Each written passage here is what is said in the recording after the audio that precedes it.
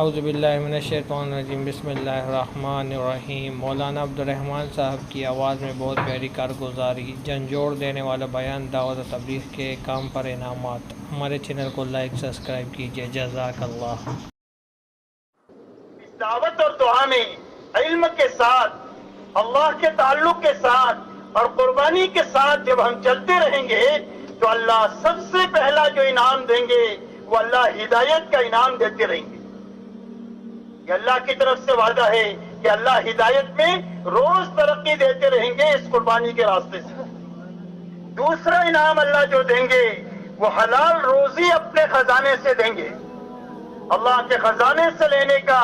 بڑا دروازہ جو ہے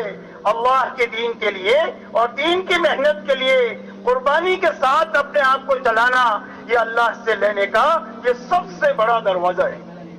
اسے اللہ اپنے خزانے سے حلال روزی عطا فرمائیں گے۔ تیسرا انعام اللہ یہ دیں گے کہ دعوت کا کام ہمیشہ ناگواریوں کے ساتھ شروع ہوتا ہے،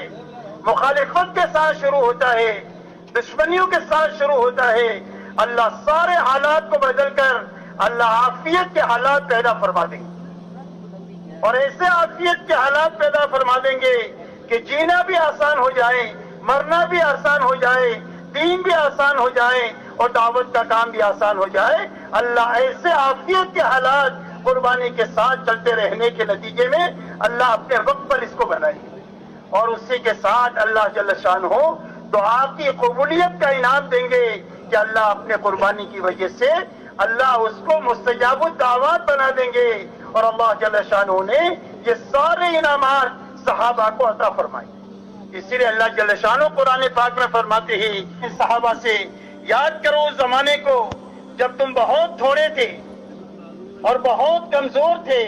ہر وقت میں تم کو یہ ڈر لگا رہتا تھا کہ مکہ کے بے ایمان ابھی ہم کو صفحہ ہستی سے مٹا دیں گے۔ اللہ جل شانہ نے تم کو ٹھکانہ دیا، تمہاری مدد کیا اور تمہارے لیے حلال روزی کا اور پاکیزہ روزی تم کو عطا فرمائی تاکہ تم اللہ کا شکر ادا کرو۔ اسی لیے صحابہ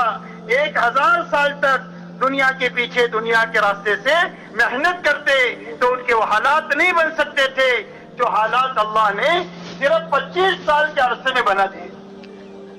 23 سالہ نبوت کا زمانہ ہے محنت کا، مٹنے کا اور اپنے کو بھلانے کا، اور صدیق اکبر رضی اللہ تعالیٰ عنہ کا 2 سال سے کچھ زیادہ زمانہ یہ لگانے اور مٹانے کا ہے۔ اور اس کے بعد اللہ تعالیٰ نے ایسے خزانے غیب کے صحابہ کے قدموں میں ڈالے کہ صدیوں تک کھاتے رہے، کھلاتے رہے اور ختم ہو کر کے نہیں دیے، اور اللہ نے ایسے عافیت کے حالات پیدا فرما دیے کہ کوئی مدینہ منورہ کی طرف میلی نگاہ سے دیکھ نہیں سکتا۔ اگر میلی نگاہ ڈالے گا تو آنکھ پھوڑ دی جائے گی، اور اگر پیر لمبے کرے گا اس کے پیر توڑ دیے جائیں گے، اور ہاتھ لمبا کرے گا مدینہ منورہ کی طرف تو ہاتھ کاٹ دیا جائے گا۔ اللہ نے ایسے عافیت کے حالات پیدا فرما دیے۔ اس لیے میرے دوستو ان بنیادوں کو سمجھائش میں لانا، آپ اور ہم جانتے ہیں کہ شروع میں جو جماعتیں چلی ہے اتنی کمزور جماعتیں چلی ہے کہ جو کتابیں دیکھ کر پڑھنا نہیں جانتے۔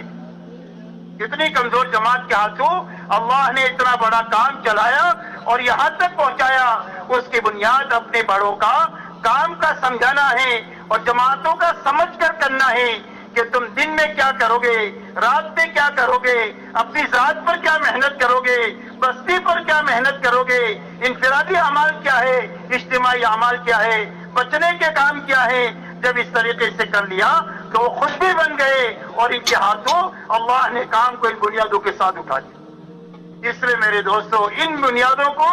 اپنی نقل و حرکت کے زمانے میں بھی لانا اور اپنی مقامی محنت میں بھی لانا۔ ہماری مقامی محنت کی یہی بنیادیں ہیں اور ہماری نقل و حرکت کی بھی یہی بنیادیں ہیں۔ فرق اتنا ہے کہ نکلنے کے زمانے میں ان کاموں کو زیادہ کیا جاتا ہے، مقام پر رہتے ہوئے تھوڑی سی اس کی مقدار کم ہو جاتی ہے، ورنہ مقام پر محنت بھی یہی ہے کہ کرنے کے کام کرتے ہوئے اور بچنے کے کاموں سے بچتے ہوئے چلنا۔ ہر فرد امت کو ہمارے محلے میں اللہ کے راستے میں نکالنے کی محنت کے ساتھ چلنا، ہر ایمان والے کو مسجد و جماعت کے اعمال میں جوڑنے کی محنت کے ساتھ چلنا، اور اپنے آپ کو تھکانے کے بعد میں اللہ کے سامنے آہوزاری میں اپنے آپ کو لگانا۔ اس لیے کہ اللہ کے راستے میں نکل کر جو آدمی بنتا ہے اس کی بنیاد ایک تو مسجد کا پاکیزہ ماحول ہے اور دوسرا 24 گھنٹے اعمال نبوت ہے کہ کبھی یہ دعوت میں لگا ہوا ہے، کبھی سیکھنے سکھانے میں لگا ہوا ہے، کبھی اللہ کی عبادت میں اللہ کے سامنے دعا میں لگا ہوا ہے، کبھی اپنی جان مال سے اپنے ساتھیوں کو اور اللہ کی مخلوق کو راحت پہنچا رہا ہے، اور کبھی رات کو اللہ کے سامنے آہوزاری کر رہا ہے، جس کے نتیجے میں ایک آدمی نکلنے سے پہلے فرائض کا اہتمام نہیں ہوتا لیکن اللہ کے راستے میں نکل کر تہجد گزار بن جاتا ہے۔ تو میرے بھائیوں بزرگوں، جس طرح ہم نے مولانا عبدالرحمن صاحب کی یہ پیاری کارگزاری سنی تو اس سے ہمیں یہی نتیجہ اخذ ہوتا ہے کہ یہ مولوی حضرات اور تبلیغ والے جو باتیں کرتے ہیں